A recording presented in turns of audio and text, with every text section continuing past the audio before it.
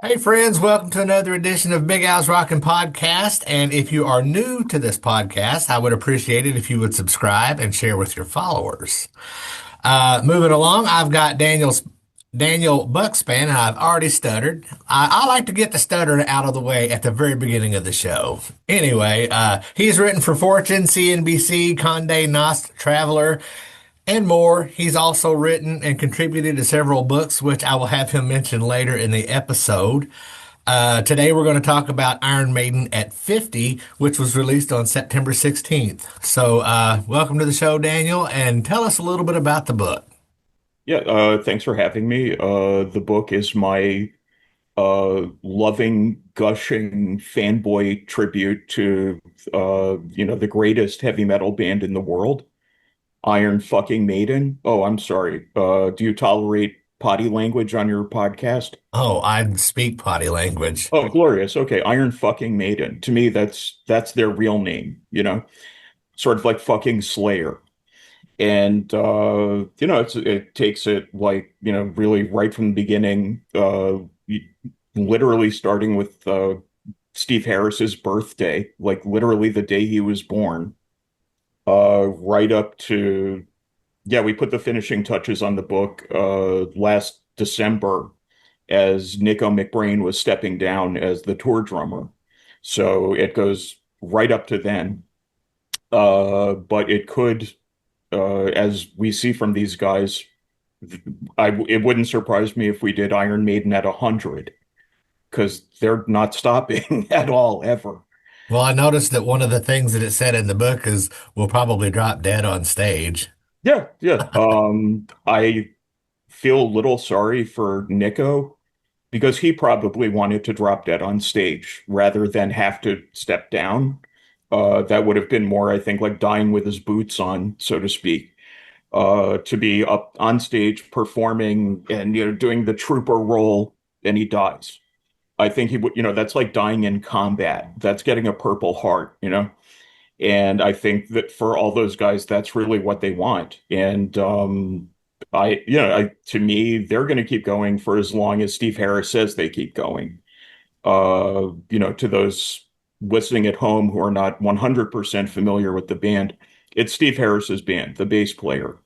It's his show. It has always been his show. And as long as he's in the picture, they will keep going in some form or another. And this is basically Iron Maiden up to the last possible minute that we could say something before shipping the book off to be printed. Right. So the book is divided into five main sections. Can you give a brief overview of each section? Sure. Yeah, I mean, the first section is, obviously that's, the early years in formation and the period when they were with Paul Di'Anno as their lead singer. Then the second section, we get into the Bruce Dickinson era, 1980s, and it goes on not exactly decade by decade, but that's maybe a good way of describing it. But I mean, it gets into the Blaze Bayley era. It gets into, when they reunited and became the six-man, three-guitar beast that they are now. I talked about the Trooper beer, like anything, pretty much, like every last detail you could possibly think of for this band is in there. Although I'm sure now that I said that, someone will be like, well, what about? But I mean, certainly everything I could come up with is in there. Um, Recognizing that you have written various books and articles about other artists, and that this book is part of a series, was the book your idea, or did the publisher approach you? The publisher approached me, but it was a no-brainer. I did not even have to think about it for 1 second, type of thing. And uh, the books I've done for them generally have all been them approaching me, except for one I did last year, Rush at 50. That was my first ever accepted pitch by any publisher ever. And I'm 56 years old. No, but Iron Maiden at 50, that was their idea, and I was like, yes, absolutely, I will write that. So, how long did it take from the inception of the idea of this specific book until it went to publish? Uh, it's like probably about a year. A lot of the time was spent getting interviews from certain people. There was one person that was Dina Weinstein is a sociologist who's sort of known in some metal circles because she's written sociology stuff just about the heavy metal subculture generally, and she was in Sam Dunn's documentary Metal Evolution. She was in a Rush documentary. So, she's a very knowledgeable person. But she had stopped doing interviews when I reached out to her to come, because she has history with Iron Maiden too. And when I reached out to her, she was not doing interviews anymore, but she allowed me to get a few choice snippets because I think she thought like I was doing this for the right reasons. And that took a while. That ate up some time, but for the most part, it was about a year. Right on. I noticed when I was looking through the book that there are lots of pictures, Yep. lots of album covers, posters, Hmm. concert tickets, drawings, and things like that. Um, how did you go about getting all of that stuff, and what kind of effort did it take to get all of that licensed? Every single visual element that you see, all credit for that, 100% of it goes to Quarto. They do all that, the publisher. I just wrote the nice words, between the pictures. But yeah, I mean, for all the books I've done with them, visually, like that's the standard that they set. It's a very high bar. And I mean, everything looks amazing. And I mean, when I'm looking at it, I'm just like everyone else. I'm drooling over like, oh, look at the ticket stub and look at the back patch and look at, because that's all part of it. It's not just the story. All that imagery is a very important part of it. And I think Iron Maiden recognized that the visual element is very important. And, it would be one thing to have a book that's just text, to talk about all this stuff. But I mean, all the visual stuff that you're talking about to me really completes the picture and like really makes it a 360-degree view of the whole thing. And I am so lucky to be affiliated with a product that meets that bar because that's a very high bar that they set. And I'm just lucky to be along for the ride. And, I feel like it represents me well, even though I did not lift a finger, to get any of those visual elements in there. Well, I do give Iron Maiden credit because of all of the books that I have reviewed for this show.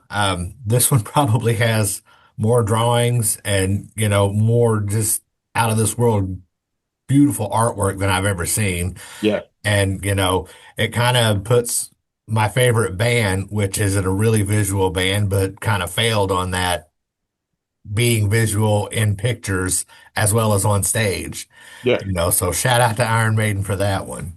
No, I mean, they really understood right from the beginning how important the visual side of things is. I mean, they had Eddie, the mascot, right from the beginning. He wasn't in the form you see now, but the idea was there already, and they knew it was important to have, just a mascot, something fans could just sort of identify with immediately. And the logo, which they've been using, since 1980, and I guess probably even before that. Steve Harris designed that himself. And both of those things, these are ideas that are coming from guys who are like 19, 20 years old. And usually, when you're that age, you do not make lasting decisions. That's not an age when you're like, I just did this thing, this will still be around in 50 years. It's remarkable, in my opinion, that, people that young not only, sort of had the foresight to say, like, we need a good logo, we need a visual thing people can connect to, but that they got it right the first time. That to me, that's incredible. I mean, most of us would need several lifetimes to come up with stuff like that. Yeah, speaking of Eddie, I do enjoy seeing from the beginning to now how he has evolved as a Yeah. character. Yeah. Yeah. And I mean, it started like as low rent as you can get, you know.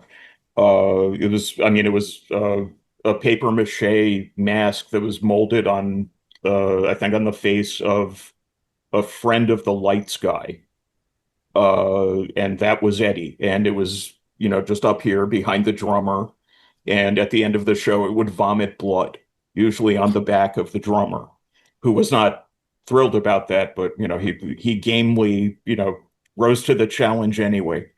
You know, and it just got bigger as it progressed. You know, now it's this like, you know, 10-foot tall thing that marches out on stage every night. And, you know, and it's really incredible when you think that, you know, the genesis of it was, hey, put paper mache on your buddy's face and we'll have it vomit blood. And now it's a brand, you know, it's I've said on other interviews, you know, that logo is as recognizable as the Rolling Stones, you know, lips and tongue. And, you know, just as a visual symbol, there are a lot of heavy metal bands who came after, like, you know, Dio and Megadeth, who tried, you know, who had their own mascot that, in my opinion, they were trying to have their own Eddie and make their own Eddie. And, you know, those are good mascots, but it's not the same. And, you know, they really, Iron Maiden, I feel like they really struck oil with that, like right away. And the fact that, you know, you know, Dio, he was older than those guys, but the fact that it even influenced people older than them, like as a marketing decision, I mean, that's kind of amazing, you know, in my opinion. Oh, yeah. So, when you were researching for this book, did you come across any information or trivia about Iron Maiden that you didn't know that kind of surprised you? I found things that kind of reinforced a lot of what I already believed about them. Like, one of my favorite stories in there, and it's not even like a big event, but was when Adrian Smith joined as the second guitar player for Killers, and they were going to play this show in London to kind of, you know, introduce him to the fans. And he's, you know, he's new to the band. No one really recognizes him, and he's just kind of like pacing around outside the venue, you know, mixing with fans. One of them, sorry about that. I should have muted my phone. Apologies. No, and then one fan comes up to him and he's like, "Are you the new guitar player?" And Adrian Smith goes, "Yes." And the guy goes, "You better be good." So to me, it's like that's Iron Maiden fans in a nutshell. These are very intense people. And you know, to me, a lot of what I found, a lot of it was about the fandom and the connection that these people have to the band and how much the band respects them in return. Uh, that's, you know, I mean, there are a lot of bands with very intense fans, you know, like Rush or the Grateful Dead, where it's like this whole kind of a lifestyle to them. And for Iron Maiden fans, it's just this incredibly intense attachment. And you know, it was just kind of interesting to dig into that a little bit. You know, I talked a bit about how Eddie served the purpose of, like, if you were in high school at the time, like I was in the 1980s, you know, you draw Eddie on your notebook, and that's how all your sort of like fellow people that you would end up hanging out with, that's how they identified you as like a friendly, because you know they had drawn Iron Maiden on their binders too. And there's just this very sort of interesting dynamic at work among the fandom in how they found each other and also how they alienated everyone else. It was especially in the 80s, it was just this very extreme sort of a fandom. And, you know, now they are a stadium act, an international stadium act, and they have gone mainstream, in my opinion. I took my 10-year-old son to see them. Uh, but it's funny when you think about how, you know, in the 80s, like people didn't want to touch you if you listened to Iron Maiden. Like they thought something was wrong with you. And now it's take the family, you know, so that to me that's interesting, but that the fandom is intense but will allow that. Because a lot of intense fandoms are like, oh, they're bringing kids. That sucks. But that's how the music survives. You pass it along to the next generation. Right. You mentioned when Adrian first came into the band that kind of I wanted to bring up. I don't know how he pronounces it. Is it Yannick or Jonick? I think it's Yannick. Yeah. Yeah, When Yannick replaced Adrian, and then when Adrian was invited to come back to the band, fans are immediately like, get rid of Yannick, get rid of Yannick. And I yeah, have seen some pretty brutal memes and stuff like that about Yannick because yeah. he's a pretty animated character on Yes, he stage. is. Absolutely. And I give kudos to Steve Harris for, when they brought Bruce back into the band and they brought Adrian back in the band. They're like, no, we're going to be three guitars now. We're not getting ready on it. Yeah. Yeah, well, I mean, Steve Harris had sort of had the idea of three guitar players for a while. And this just was the situation happened to work out right to allow that. I think like prior to that, they just sort of thought like, the three guitars, yeah, that's neat, but I don't know, let's stick with what we have. But it ended up working out really well, not just for the sound, but also, when Adrian Smith came back, he said that it was really good that Yannick was there. Because if it had just been him coming back, then then you're back to the '80s lineup, like the Peace of Mind lineup. And he said if it had been that I had just gone back to that, there just would have been too much baggage. But because this other guy is there now, it's this completely different animal. And I mean, if anything, I think that's sort of helped, maintain balance and equilibrium within the band. A lot of metal people absolutely hate the guy. And it's like he's prancing. He's prancing on stage. That is not manly. He should not do that. I don't know. But when I listen to the records and I hear his playing, it's really good. He can play. And it's like, well, all right. So he wants to prance around. That's fine. It doesn't seem to be affecting their ticket sales at all.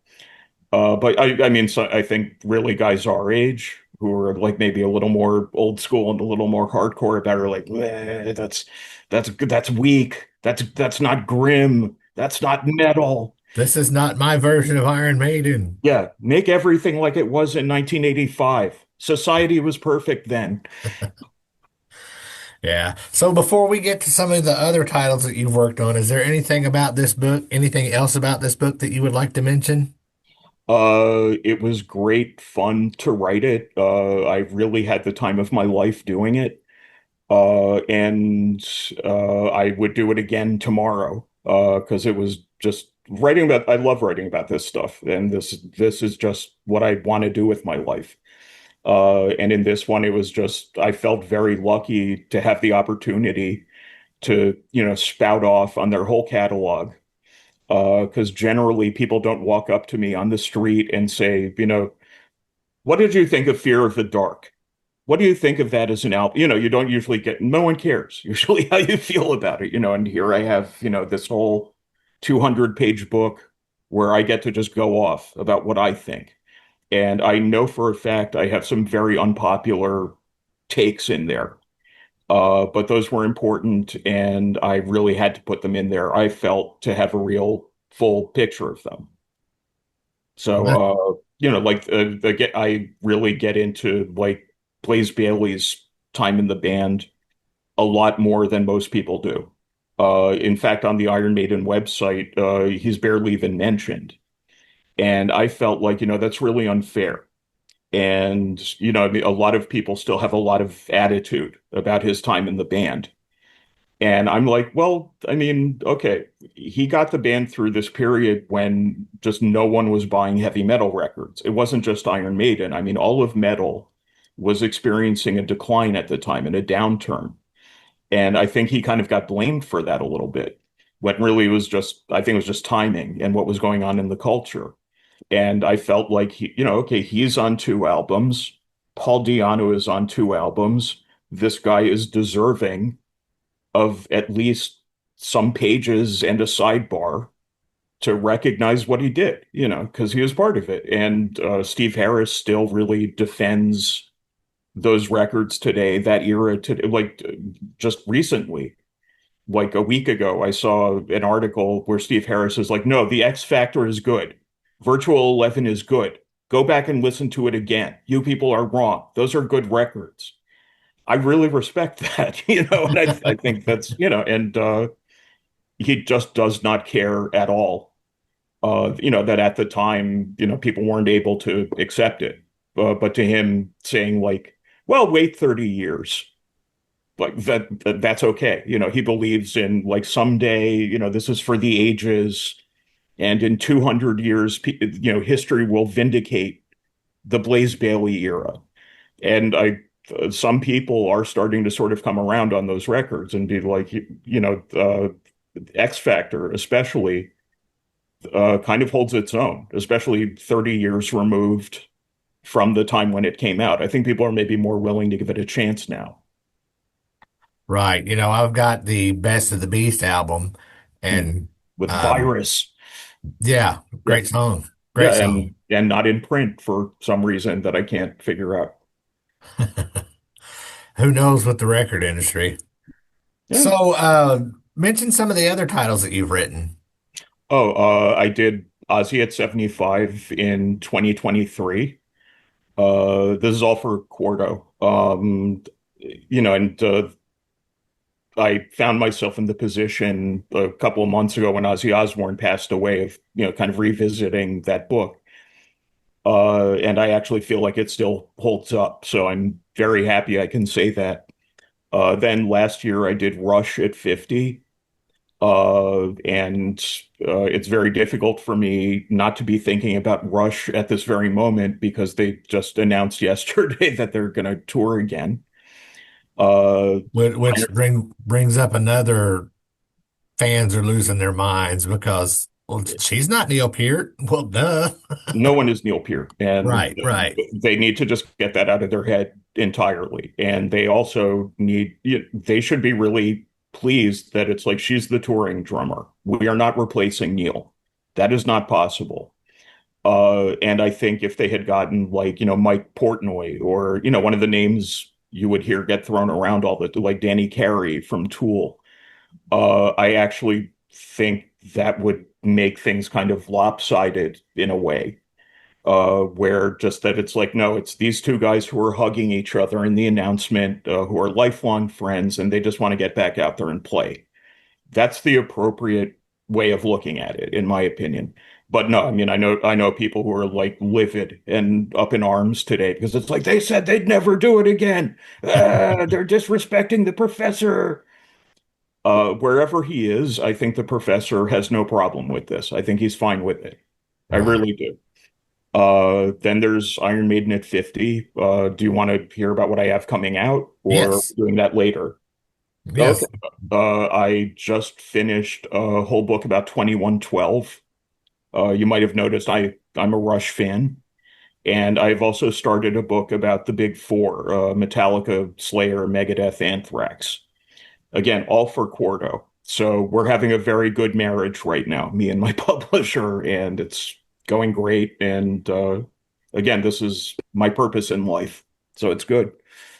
Well, Quarto does a really good job. They put out high quality books. The books are solid. The pages are thick. I won't say they spare no expense, but they're not cheap about it.